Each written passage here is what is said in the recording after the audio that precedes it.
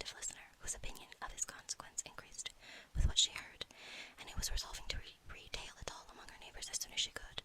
To the girls who could not listen to their cousin, and who had nothing to do but to wish for an instrument and examine their own different imitations of china on the mantelpiece, the interval of waiting appeared very long. It was at last, however, the gentleman did approach, and when Mr. Wickham walked into the room, Elizabeth felt that she had neither been seeing him before nor thinking of him since with the smallest degree of unreasonable admiration. The officers of the shire were in general a very credible gentleman-like set, and the best of them were of the present party, but Mr. Wickham was as far beyond them in all person, countenance, air, and walk, as they were superior to the broad-faced, stuffy Uncle Phillips, breathing port wine, who followed them into the room. Mr. Wickham was the happy man towards whom almost every female eye was turned, and Elizabeth was the happy woman by whom he finally seated himself, and the agreeable manner in which he immediately fell into conversation, though it was only its being a wet night on the probability of a rainy season, made her feel that the commonest, dullest, most threadbare topic might be rendered interesting with the skill of the speaker. With such rivals for notice of the fair as Mr. Wickham and the officers, Mr. Collins seemed likely to sink into insignificance. To the young ladies he certainly was nothing, but he had still at interval a kind listener in Mrs. Phillips, and was by her watchfulness most abundantly supplied with coffee and muffins. When the card tables were placed, he had an opportunity of obliging her in return by sitting down to whist. "I know little of the game at present," he said, "but I shall be glad to improve myself from my situation in life." Mrs. Phillips was very thankful for his compliance, but could not wait for his reason. Mr. Wickham did not play at whist, and with ready delight was he received at the other table between Elizabeth and Lydia. At first there seemed danger of Lydia's engrossing him entirely, for she was a most determined talker, but being likewise extremely fond of lottery tickets, she soon grew too much interested in the game, too eager in making bets and exclaiming after prizes, to have attention for any one in particular. Allowing for the common demands of the game, Mr. Wickham was therefore at leisure to talk to Elizabeth, and she was very willing to hear him, though what she chiefly wished to hear she could not hope to be told, the history of his acquaintance with Mr. Darcy. She dared not even mention that gentleman. Her curiosity, however, was unexpectedly relieved. Mr. Wickham began the subject himself. He inquired how far Netherfield was from Meryton, and after receiving her answer, asked in a hesitating manner how long Mr. Darcy had been staying there. "About a month," Elizabeth said. Then, unwilling to let the subject drop, she added, "He is a man of very large property in Derbyshire, I understand." "Yes," replied Wickham, "his estate there is a noble one, a clear 10,000 per annum. You could not have met with a person more capable of giving you certain information on that head than myself, for I have been connected with his family in a particular manner from my infancy." Elizabeth could not but look surprised. "You may well be surprised, Miss Bennet, at such an assertion, after seeing, as you probably might, the very cold manner of our meeting yesterday. Are you very much acquainted with Mr. Darcy?" "As much as I ever wished to be," cried Elizabeth warmly. "I have spent 4 days in the same house with him, and I think him very disagreeable." "I have no right to give my opinion," said Wickham, "as to his being agreeable or otherwise. I am not qualified to form one. I have known him too long and too well to be a fair judge. It is impossible for me to be impartial, but I believe your opinion of him would in general astonish, and perhaps you would not express it quite so strongly anywhere else. Here you are in your own family." "Upon my word, I say no more here than I might say in any house in the neighbourhood, except Netherfield. He is not at all liked in Hertfordshire. Everybody is disgusted with his bride. You will not find him more favourably spoken of by anyone." "I cannot pretend to be sorry," said Wickham, after a short interruption, "that he or that any man should not be esteemed beyond their deserts, but with him I believe it does not often happen. The world is blinded by his fortune in consequence, or frightened by his high and imposing manners, and sees him only as he chooses to be seen. I should take him, even on my slight acquaintance, to be an ill-tempered man." Wickham only shook his head. "I wonder," said he, at the next opportunity of speaking, "whether he is likely to be in this country much longer." "I do not know at all, but I heard nothing of his going away when I was at Netherfield. I hope your plans in favour of the shire will not be affected by his being in the neighbourhood." "Oh no, it is not for me to be driven away by Mr. Darcy. If he wishes to avoid seeing me, he must go. We are not on friendly terms, and it always gives me pain to meet him, but I have no reason for avoiding him but what I might proclaim to all the world, a sense of very great ill usage. The most painful regrets at his being what he is. His father, Miss Bennet, the late Mr. Darcy, was one of the best men that ever breathed, and the truest friend I ever had. I can never be in company with this Mr. Darcy without being grieved to the soul by 1,000 tender recollections. His behaviour to myself has been scandalous, but I verily believe I could forgive him anything and everything rather than his disappointing the hopes and disgracing the memory of his father." Elizabeth found that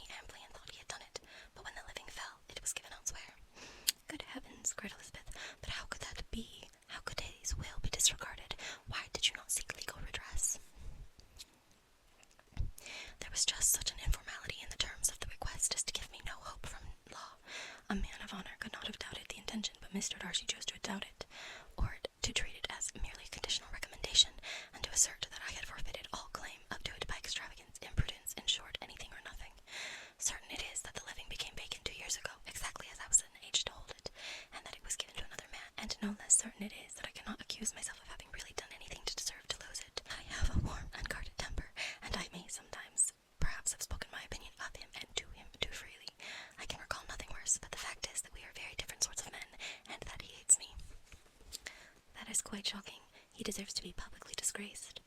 Sometime or other he will be, but it shall not be by me. Till I can forget his father, I can never defy or expose him. Elizabeth honoured him for such feelings, and thought him handsomer than ever as he expressed them. But what, she said, after a pause, can have been his motive? What can have induced him to behave so cruelly? A thorough, determined dislike of me, a dislike which I cannot but attribute in some measure to jealousy. Had the late Mr. Darcy liked me less, his son might have borne with me better, but his father's uncommon attachment to me irritated him, I believe, very early in life. He had not a temper to bear the sort of competition in which we stood, the sort of preference which was often given me. I had not thought Mr. Darcy so bad as this. Though I have never liked him, I had thought so very ill of him. I had supposed him to be despising his fellow creatures in general, but did not suspect him of descending to such malicious revenge, such injustice, such inhumanity as this. After a few minutes of reflection, however, she continued, I do remember his boasting one day in Netherfield of the implacability of his resentments, of his having an unforgiving temper. His disposition must be dreadful. I will not trust myself on the subject, replied Wickham. I can hardly be just to him. Elizabeth was again deep in thought, and after a time exclaimed, to treat in such a manner the godson, the friend, the favourite of his father.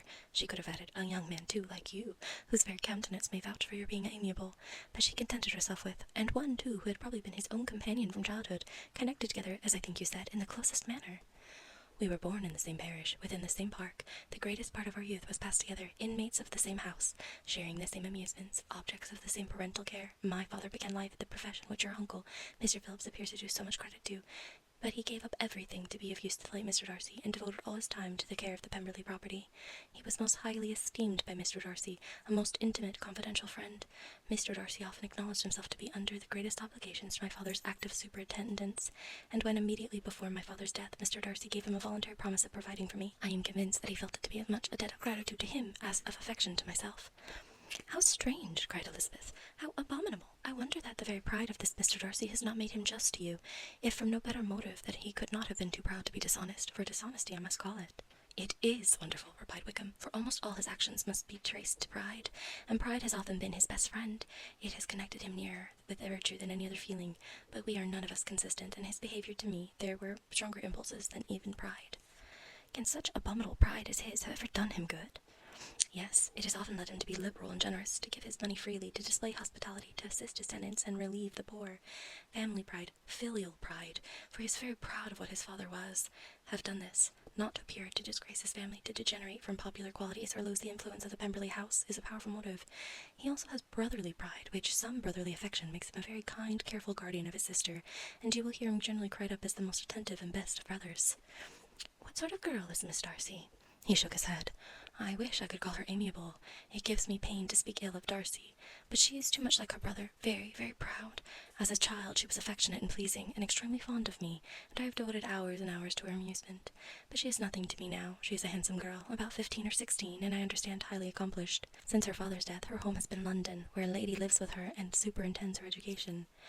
After many pauses and many trials of other subjects, Elizabeth could not help reverting once more to the first, and saying, I am astonished at his intimacy with Bingley. How can Mr. Bingley, who seems good humour itself, and is, I really believe, truly amiable, be in friendship with such a man?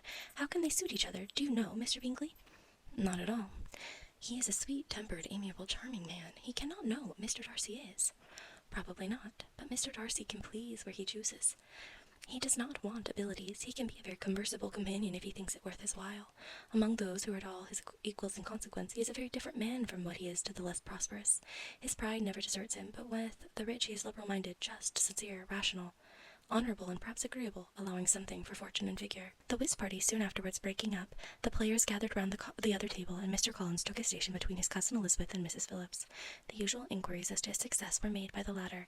It had not been very great, and he had lost every point, but when Mrs. Phillips began to express her concern thereupon, he assured her with much earnest gravity that it was not of the least importance, and that he considered the money as a mere trifle, and begged that she would not make herself uneasy. I know very well, madam, he said, that when persons sit down to a card table they must take their chance of these things, and happily I am not in such circumstances to make 5 shillings any object.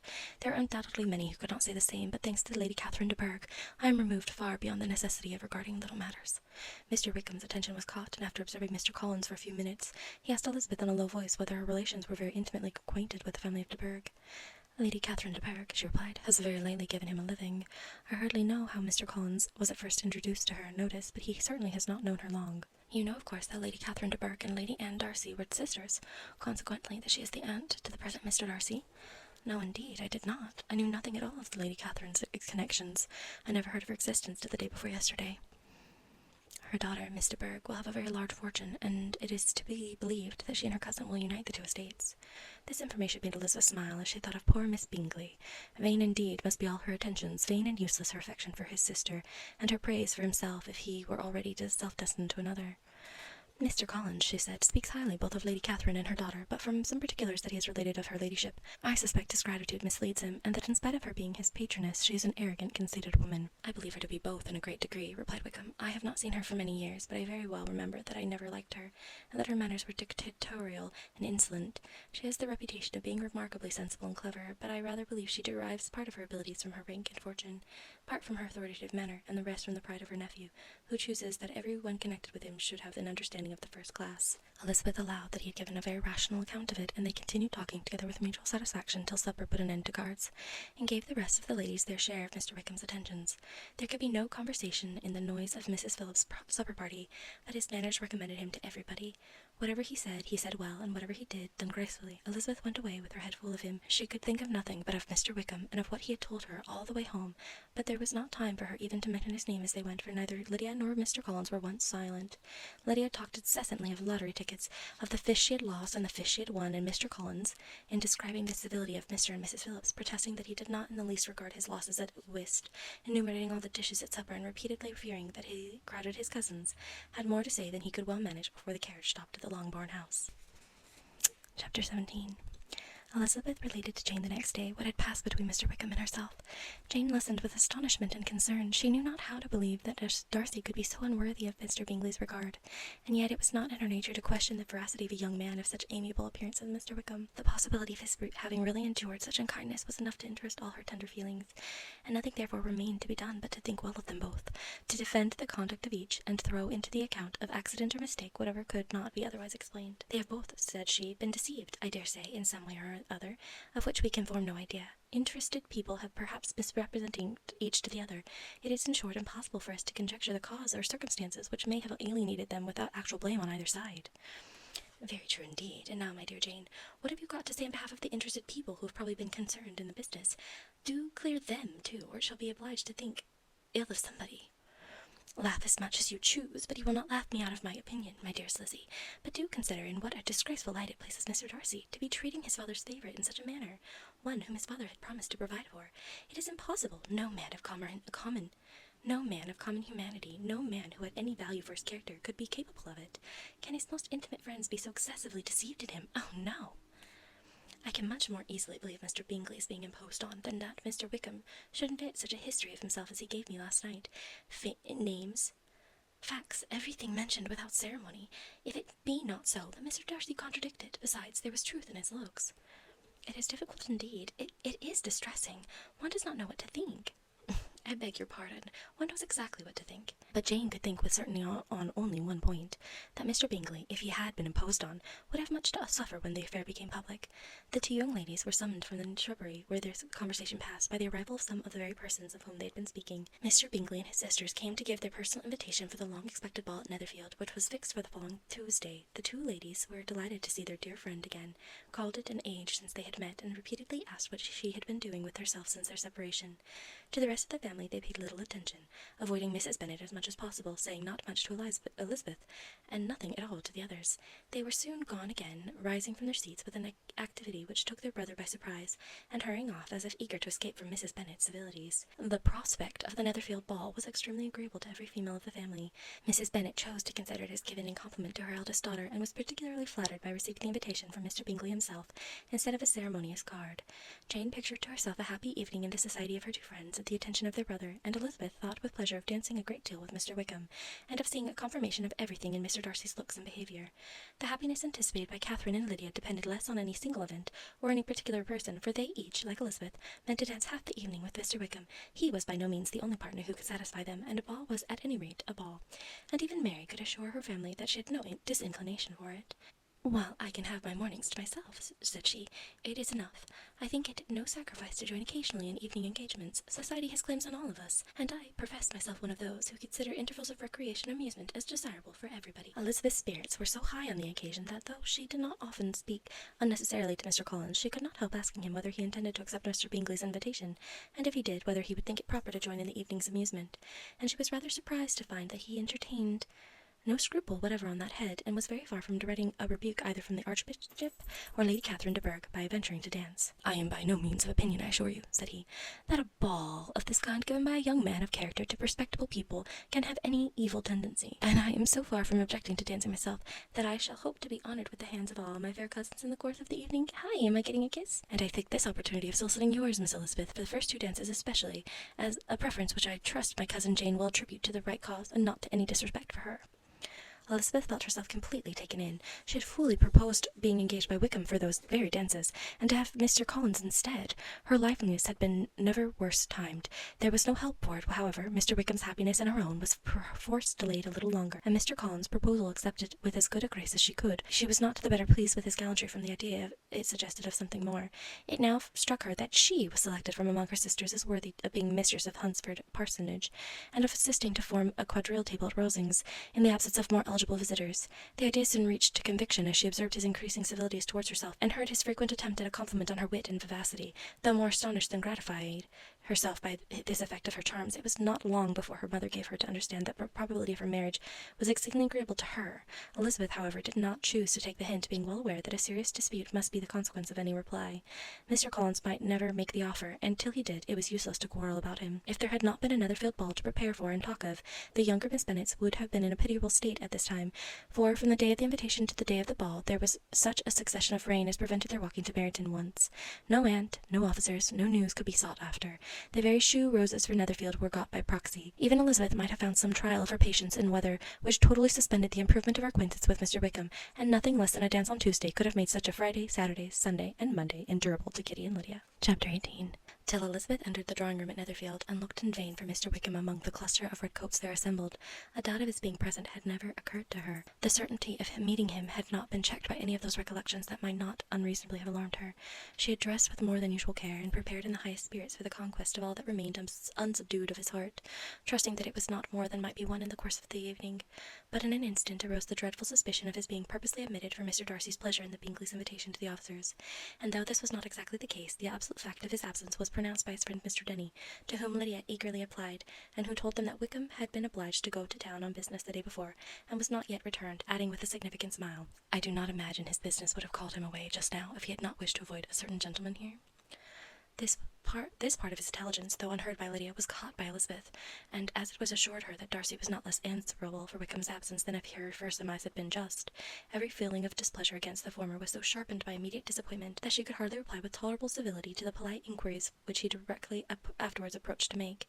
Attentions, forbearance, patience with Darcy was injurious to Wickham. She was resolved against any sort of conversation with him, and turned away with a degree of ill humour which she could not wholly surmount even in speaking to Mr. Bingley, whose blind partiality provoked her.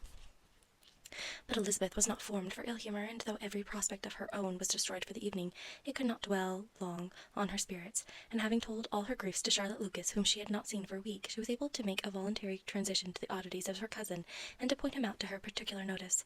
The first 2 dances, however, brought a return of distress. They were dances of mortification. Mr. Collins, awkward and solemn, apologizing instead of attending, and often moving wrong without being aware of it, gave her all the shame and misery which a disagreeable partner for a couple of dances can give. The moment of her release from him was ecstasy. She danced next with an officer, and had the refreshment of talking of Wickham, and of hearing that he was universally liked. When those dances were over, she returned to Charlotte Lucas, and was in conversation with her when she found herself suddenly addressed by Mr. Darcy, who took her so much by surprise in his application for her hand, that, without knowing what she did, she accepted him. He walked away immediately, and she was left to fret over her own want of presence of mind. Charlotte tried to console her. "I dare say you will find him very agreeable." "Heaven forbid! That would be the greatest misfortune of all, to find a man agreeable when one has determined to hate. Do not wish me such an evil." When the dance recommenced, however, and Darcy approached to claim her hand, Charlotte could not help cautioning her in a whisper not to be a simpleton, and allow her fancy for Wickham to make her appear unpleasant in the eyes of a man 10 times his consequence. Elizabeth made no answer, and took her place in the set, amazed at the dignity to which she was arrived in being allowed to stand opposite to Mr. Darcy, and reading in her neighbour's looks their equal amazement in beholding it. They stood for some time without speaking a word, and she began to imagine that their silence was to last through the 2 dances, and at first was resolved not to break it, till suddenly fancying that it would be the greater punishment to her partner to oblige him to talk, she made some slight observation on the dance. He replied, and again was silent. After a pause of some minutes, she addressed him a second time with, "It is your turn to say something now, Mr. Darcy. I talked about the dance. You ought to make some kind of remark of the size of the room, or the number of the couples." He smiled and assured her that whatever she wished him to say should be said. "Very well, that reply will do for present. Perhaps by and by I may observe that private balls are much pleasanter than public ones, but now we may be silent." "Do you talk by rule, then, when you are dancing?" "Sometimes. One must speak a little, you know. It would look odd to be entirely silent for half an hour together, and yet for the advantage of some, conversation ought to be so arranged as that they may have the trouble of saying as little as possible." "Are you consulting your own feelings in the present case, or do you imagine that you are gratifying mine?" "Both," replied Elizabeth archly, "for I have always seen a great similarity in the turn of our minds. We are each of an unsocial, taciturn disposition, unwilling to speak unless we expect to say something that will amaze the whole room, and be handed down to posterity with all the éclat of a proverb." "This is no very striking resemblance of your own character, I am sure," he said. "How near it may be to mine, I cannot pretend to say. You think it a faithful portrait, undoubtedly." "I must not decide on my own performance." He made no answer, and they were again silent till they had gone down the dance, when he asked her if she and her sisters did not very often walk to Meryton. She answered in the affirmative, and, unable to resist the temptation, added, "When you met us there the other day, we had just been forming a new acquaintance."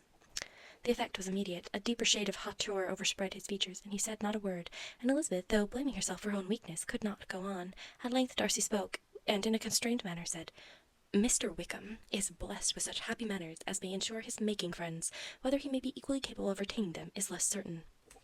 "He has been so unlucky as to lose your friendship," replied Elizabeth with emphasis, "and in a manner which he is likely to suffer from all his life." Mr. Darcy made no answer, and seemed desirous of changing the subject.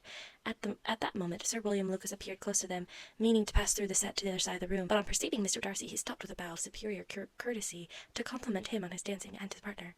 "I have been most highly gratified indeed, my dear sir. Such very superior dancing is not very often seen. It is evident that you belong to the first circles. Allow me to say, however, that your fair partner does not disgrace you, and that I must hope to have this pleasure often repeated, especially when a certain desirable event, my dear Miss Eliza," glancing at her sister and Bingley, "shall take place. What congratulations will then flow in! I appeal to Mr. Darcy, but let me not interrupt you, sir. You will not thank me for detaining you from the bewitching converse of that young lady, whose bright eyes are also upbraiding me." The latter part of his address was scarcely heard by Darcy, but Sir William's allusion to his friend seemed to strike him forcibly, and his eyes were directed with a very serious expression towards Bingley and Jane, who were dancing together. Recovering himself, however, shortly, he turned to his partner and said, "Sir William's interruptions has made me forget what we were talking of." "I do not think we were speaking at all. Sir William could not have interrupted any 2 people in the room who had less to say for themselves. We have tried 2 or 3 subjects already without success, and what we are to talk of next I cannot imagine. What think you of books?" said he, smiling. "Books? Oh no! I am sure we never read the same, or not with the same feelings." "I am sorry you think so, but if that be the case, there can at least be no want of subject. We may compare our different opinions."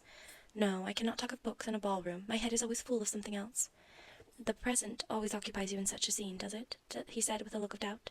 "Yes, always," she replied, without knowing what she said, for her thoughts had wandered far from the subject, as soon afterwards appeared by her suddenly exclaiming, "I remember hearing you once say, Mr. Darcy, that you hardly ever forgave, that your resentment once created was inappeasable. You are very cautious, I suppose, as to its being created." "I am," he said with a firm voice. "And never allow yourself to be blinded by prejudice?" "I hope not." "It is particularly incumbent on those who never change their opinion to be secure of judging properly at first. May I ask to what these questions tend?"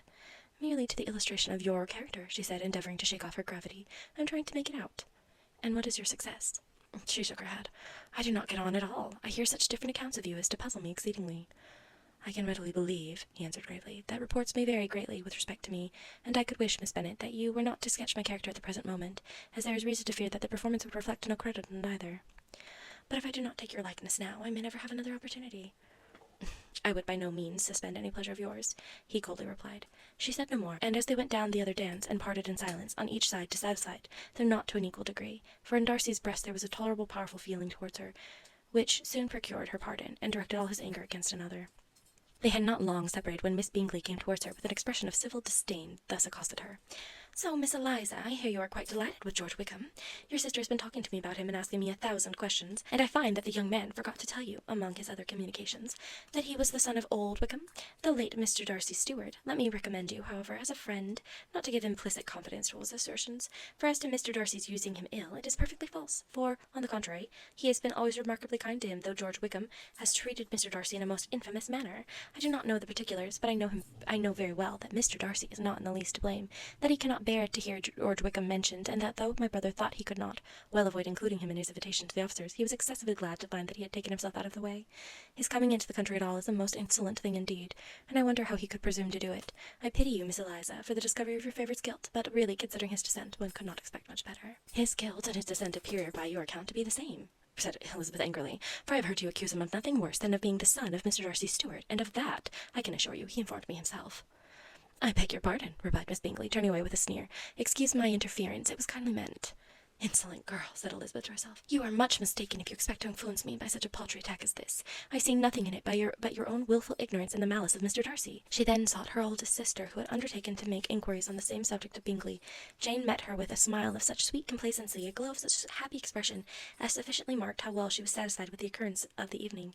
Elizabeth instantly read her feelings, and at that moment solicitude for Wickham, resentment against his enemies, and everything else gave way for the hope of Jane's being in the fairest way for happiness. I want to know, said she, with a countenance no less smiling than her sister's, what you have learnt about Mr. Wickham, but perhaps you have been too pleasantly engaged to think of any third person, in which case you may be sure of my pardon.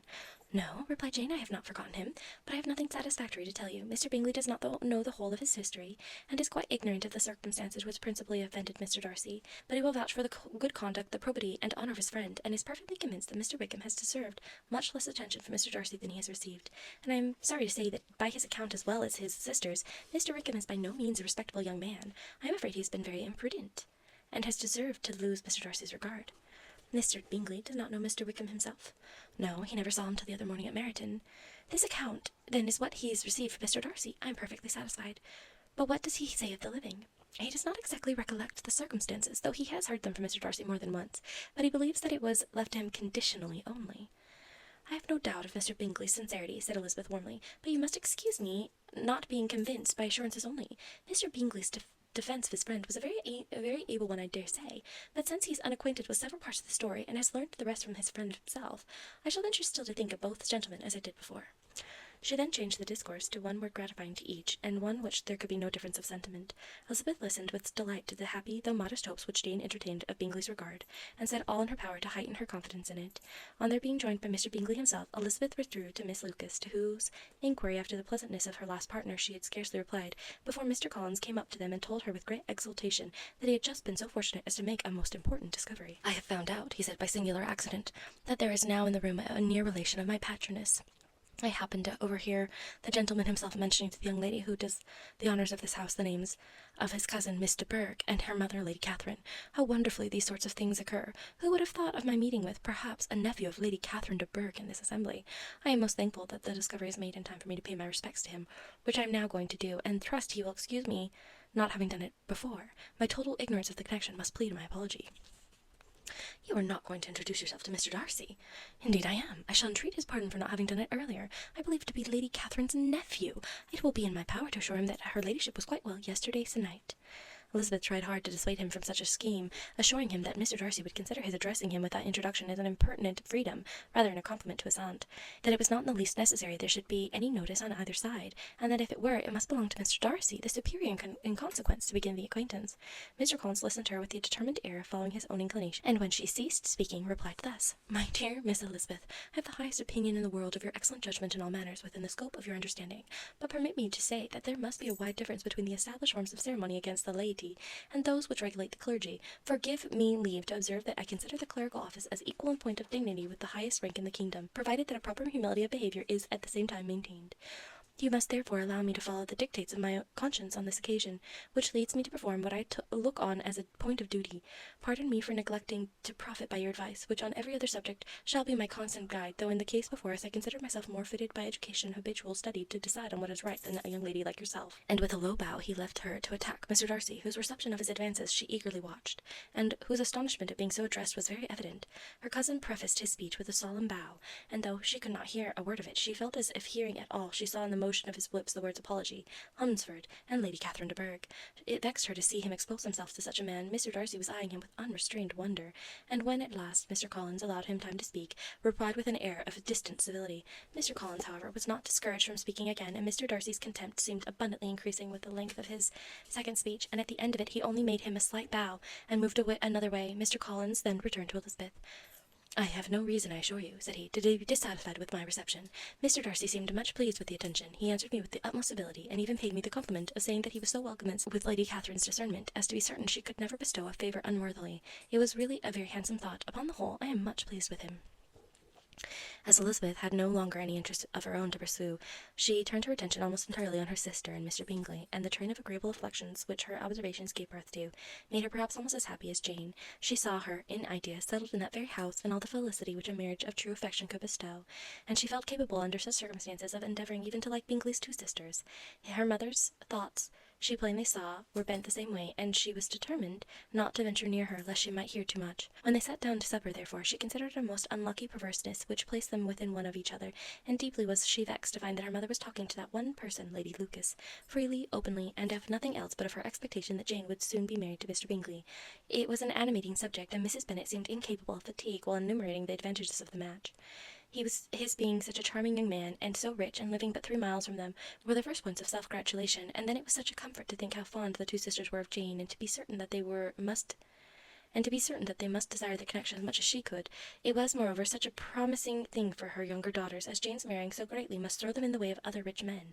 And lastly, it was so pleasant at her time of life to be able to consign her single daughters to the care of their sister, that she might not be obliged to go into company more than she liked. It was necessary to make this circumstance a matter of pleasure, because on such occasions it is the etiquette. But no one was less likely than Mrs. Bennet to find comfort in staying at home at any period of her life.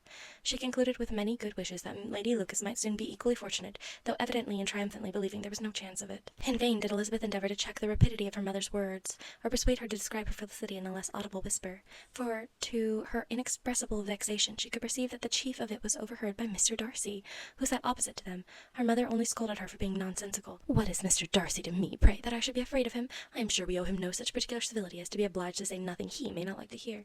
For heaven's sakes, madam, speak lower. What advantage can it be for you to offend Mr. Darcy? You will never recommend yourself to his friend by so doing."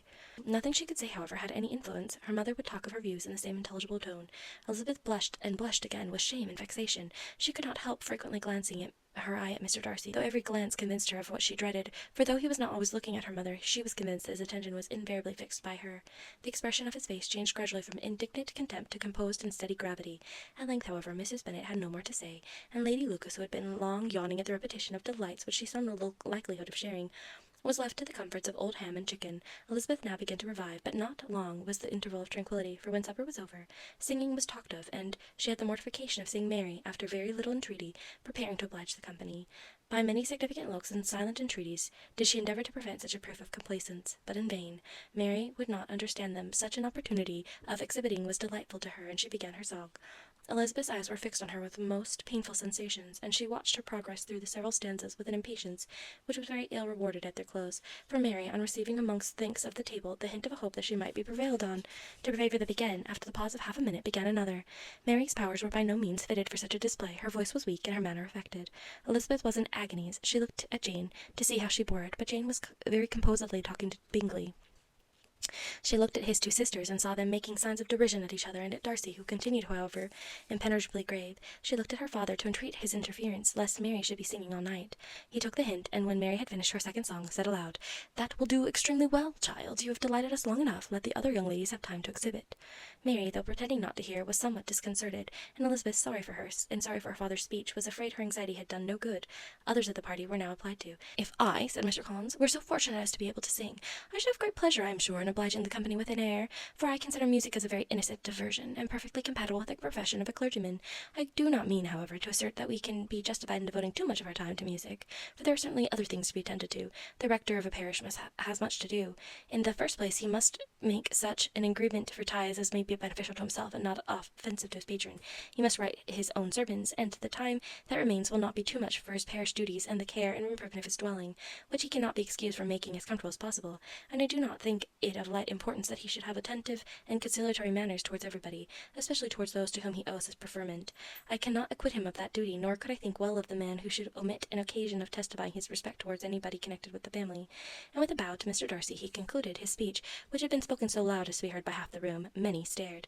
Many smiled, but no one looked more amused than Mr. Bennet himself, while his wife seriously commended Mr. Collins for having spoken so sensibly, and observed in a half-whisper to Lady Lucas that he was a remarkably clever, good, kind young man. To Elizabeth it appeared that her family had made an agreement to expose themselves as much as they could during the evening.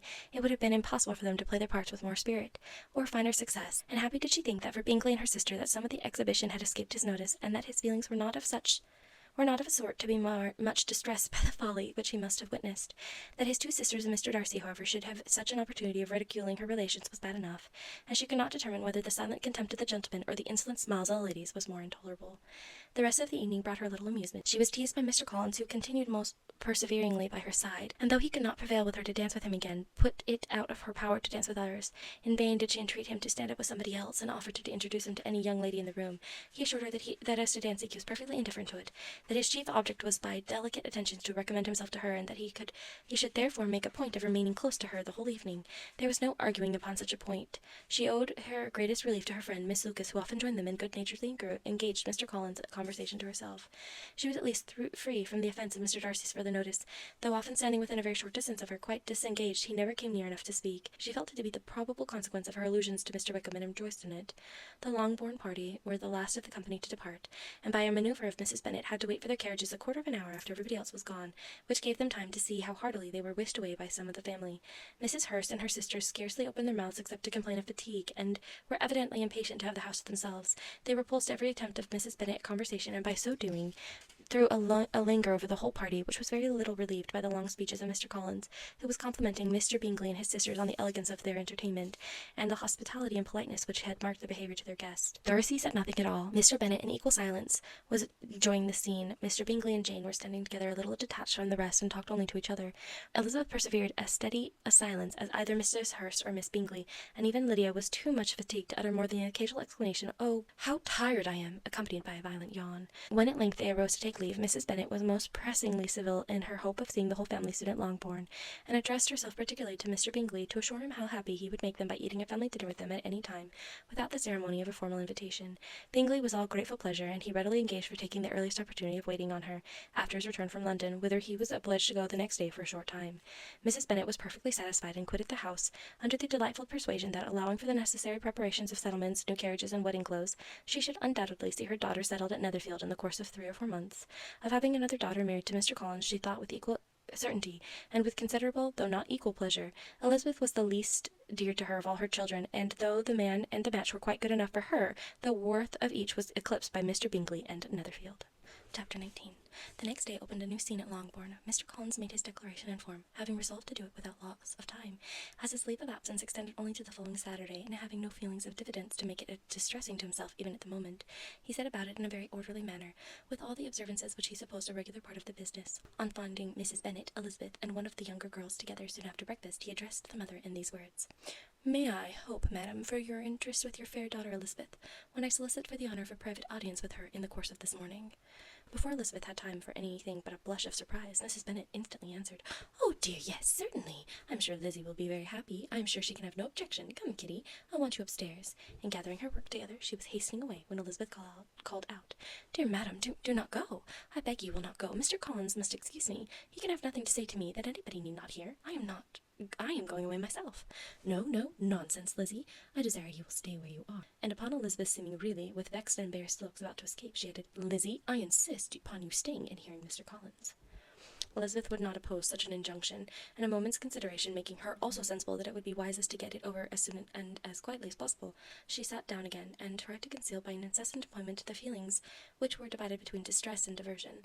Mrs. Bennet and Kitty walked off, and as soon as they were gone, Mr. Collins began: "Believe me, my dear Elizabeth, that your modesty, so far from doing you any disservice, rather adds to your other perfections.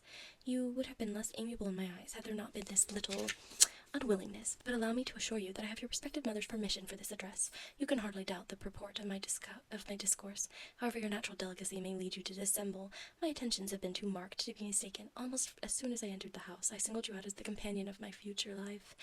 But before I am run away by my feelings on the subject, perhaps it will be advisable for me to state my reasons for marrying, and moreover for coming into Hertfordshire with the design of selecting a wife, as I certainly did.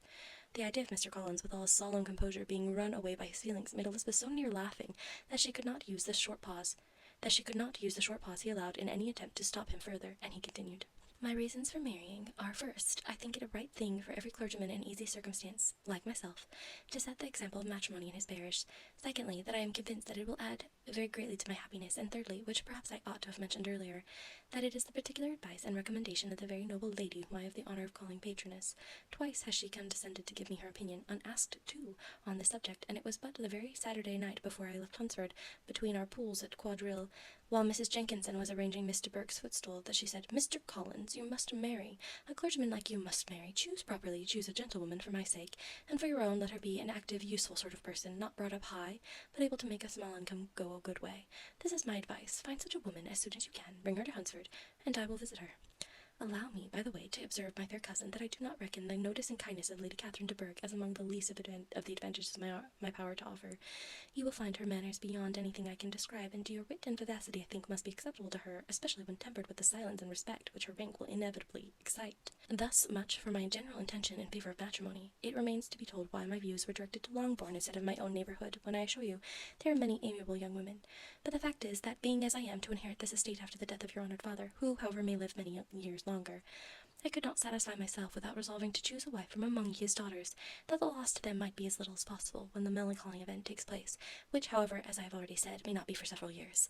This has been my motive, my fair cousin, and I flatter myself it will not sink me in your esteem. And now nothing remains for me but to assure you, in the most animated language, of the violence of my affection.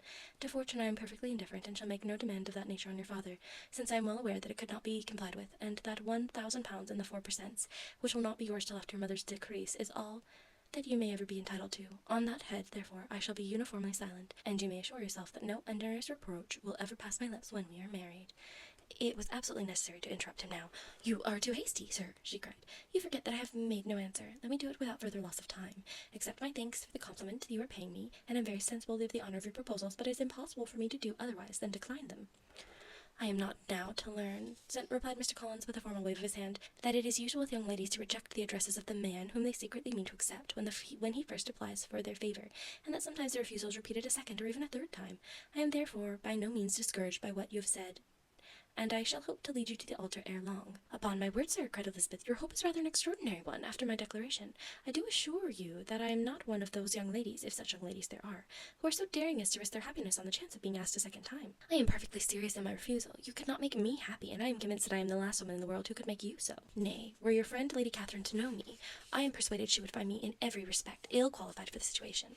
"Were it certain that Lady Catherine would think so," said Mr. Collins very gravely, "but I cannot imagine that her ladyship would at all disapprove of you, and you may be certain that when I have the honour of seeing her again I shall speak in the highest terms of your modesty, economy, and other amiable qualifications. Indeed, Mr. Collins, all praise of me will be unnecessary. You must give me leave to judge for myself, and pay me the compliment of believing what I say.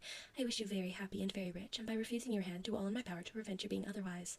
In making me the offer you must have satisfied the delicacy of your feelings with regard to my family, and may take possession of Longbourn estate whenever it falls, without any self-reproach. This matter be considered, therefore, as finally settled." And rising as she thus spoke, she would have quitted the room had not Mr. Collins thus addressed her.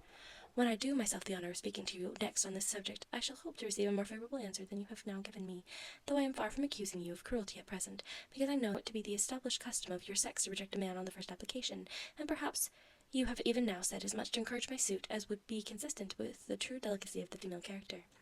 "Really, Mr. Collins," cried Elizabeth with some warmth, "you puzzle me exceedingly. If what I have hitherto said can appear to you in the form of encouragement, I know not how to express my refusal in such a way as to convince you of it being one." "You must give me leave to flatter myself, my dear cousin, that your refusal of my addresses is merely words of course. My reasons for believing that it are briefly these. It does not appear to me that my hand is unworthy of your acceptance, or that the establishment I can offer would be any other than highly desirable. My situation in life, my connections with the family de Bourgh, and my relationship to your own, are circumstances highly in its favour, and you should take it into further consideration that in spite of your manifold attractions, it is by no means certain that another offer of marriage may ever be made you. Your portion is unhappily so small that it will in all likelihood undo the effects of your loveliness and amiable qualifications. As I must therefore conclude that you are not serious in your rejection of me, I shall choose to attribute it to your wish of increasing my love by suspense, according to the usual practice of elegant females." I do assure you, sir, that I have no pretension whatever to that kind of elegance which consists in tormenting a respectable man. I would rather be paid the compliment of being believed sincere. I thank you again and again for the honour you have done me in your proposals, but to accept them is absolutely impossible. My feelings in every respect forbid it. Can I be plainer? Do not consider me now as an elegant female intending to plague you, but as a rational creature speaking the truth from her heart. You are uniformly charming, cried he, with an air of awkward gallantry, and I am persuaded that when sanctioned by the express authority of both your excellent parents, my proposals will not fail of being acceptable. To such perseverance and wilful self-deception Elizabeth would make no reply, and immediately in silence withdrew, determined, if he persisted in considering her repeated refusals flattering encouragement, to apply to her father, whose negative might be uttered in such a manner as must be decisive, and whose behaviour at least could not be mistaken for the affectation and coquetry of an elegant female. Chapter 20.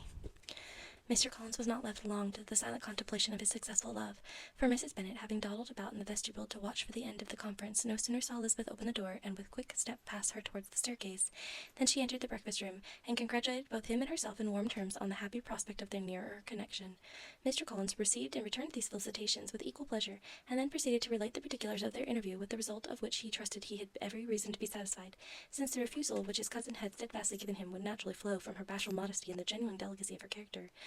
This information, however, startled Mrs. Bennet. She would have been glad to be equally satisfied that her daughter had meant to encourage him by protesting against his proposals, but she dared not to believe it, and could not help saying so. "But depend upon it, Mr. Collins," she added, "that Lizzie shall be brought to reason. I will speak to her about it myself directly. She's a very headstrong, foolish girl, and does not know her own interest, but I will make her know it." "Pardon me for interrupting you, madam," cried Mr. Collins, "but if she is really headstrong and foolish, I know not whether she would altogether be a very desirable wife to a man in my situation, who naturally looks for happiness in the marriage state. If, therefore, she actually persists in rejecting my pursuit, perhaps it were better not to force her into accepting me, because if liable to such defects of temper, she should not contribute much to my felicity." "Sir, you quite misunderstand me," said Mrs. Bennet, alarmed. "Lizzie is only headstrong in such matters as these. In everything else she is as good-natured a girl as ever lived. I will go directly to Mr. Bennet, and we will very soon have it settled with her, I am sure." She would not give him time to reply, but hurrying instantly to her husband, called out as she entered the library, "Oh, Mr. Bennet, you are wanted immediately. We are all in an uproar. You must come and make Lizzie marry Mr. Collins, for she vows she will not have him, and if you do not make her haste, he will change his mind and not have her." Mr. Bennet raised his eyes from his book as she entered, and fixed them on her face with a calm unconcern, which was not in the least altered by her communication. "I have not the pleasure of understanding you," said he, when she had finished her speech. "Of what are you talking?" "Of Mr. Collins and Lizzie. Lizzie declares she will not have Mr. Collins, and Mr. Collins begins to say that he will not have Lizzie. And what am I to do on the occasion? It seems a hopeless business. Speak to Lizzie about it yourself. Tell her that you insist upon her marrying him. Let her be called down. She shall hear my opinion." Mrs. Bennet rang the bell, and Miss Elizabeth was summoned to the library. "Come here, child," cried her father as she appeared. I have sent for you on an affair of importance. I understand that Mr. Collins has made you an offer of marriage. Is this true?" Elizabeth replied that it was. "Very well, and this offer of marriage you've refused?" "I have, sir." "Very well, we now come to the point. Your mother insists upon you accepting it. Is it not so, Mrs. Bennet?" "Yes, or I will never see her again." "An unhappy alternative is before you, Elizabeth. From this day you must be a stranger to one of your parents. Your mother will never see you again if you do not marry Mr. Collins, and I will never see you again if you do."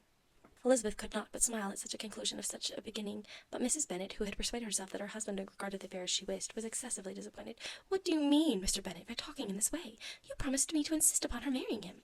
"My dear," replied her husband, "I have two small favours to request. First, that you allow me the free use of my understanding in the present occasion, and secondly, of my room. I shall be glad to have the library to myself as soon as may be." Not yet, however, in spite of her disappointment in her husband, did Mrs. Bennet give up the point. She talked to Elizabeth again and again, coaxed and threatened her by turns. She endeavoured to secure Jane in her interest, but Jane, with all possible mildness, declined interfering, and Elizabeth, sometimes with real earnestness and sometimes with playful gaiety, replied to her attacks. Though her manner varied, however, her determination never did. Mr. Collins, meanwhile, was meditating in solitude on what had passed. He thought too well of himself to comprehend on what motive his cousin could refuse him, and though his pride was hurt, he suffered in no other way. His regard for her was quite imaginary, and the possibility of her deserving her mother's reproach prevented his feeling any regret. While the family were in this confusion, Charlotte Lucas came to spend the day with them. She was met in the vestibule by Lydia, who, flying to her, cried in a half-whisper, "I am glad you were come, for there is such fun here. What do you think has happened this morning? Mr. Collins has made an offer to Lizzie, and she will not have him." Charlotte had hardly time to answer before they were joined by Kitty, who came to tell the same news, but no sooner had they entered the breakfast-room, where Mrs. Bennet was alone, than she likewise began on the subject, calling on Miss Lucas for her compassion, and entreating her to persuade her friend Lizzie to comply with the wishes of all her family. "Pray do, my dear Miss Lucas," she added in a melancholy tone, "for nobody is on my side, nobody takes part with me. I am cruelly used, nobody feels for my poor nerves." Charlotte's reply was spared by the entrance of Jane and Elizabeth. Aye, there she comes, continued Mrs. Bennet, looking as unconcerned as may be, caring no more for us than if we were at York, provided she can have her own way. But I tell you what, Miss Lizzie, if you take it into your head to go on refusing every offer of marriage in this way, you will never get a husband at all, and I am sure I do not know who is to maintain you when your father is dead. I shall not be able to keep you, and so I warn you, I have done with you from this very day. I told you in the library, you know, that I should never speak to you again, and you will find me as good as my word. I have no pleasure in talking to undutiful children. Not that I have much pleasure indeed in talking to anybody. People who suffer as I do from nervous complaints can have no inclination for talking. Nobody can tell what I suffer, but it is always so. Those who do not complain are never pitied.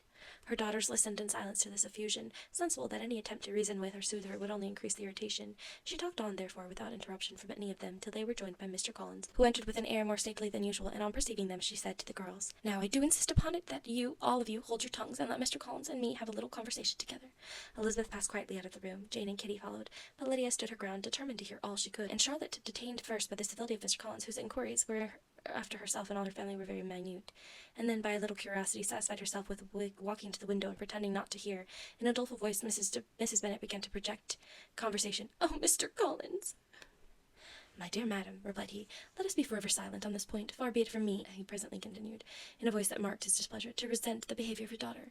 Resignation to inevitable evils is the duty of us all, the particular duty of a young man who has been so fortunate as I have been in early preferment, and I trust I am resigned. Perhaps not the less so from feeling a doubt of the positive happiness that my fair cousin honoured me with her hand, for I have often observed that resignation is never so perfect as when the blessing denied begins to lose somewhat of its value in our estimation.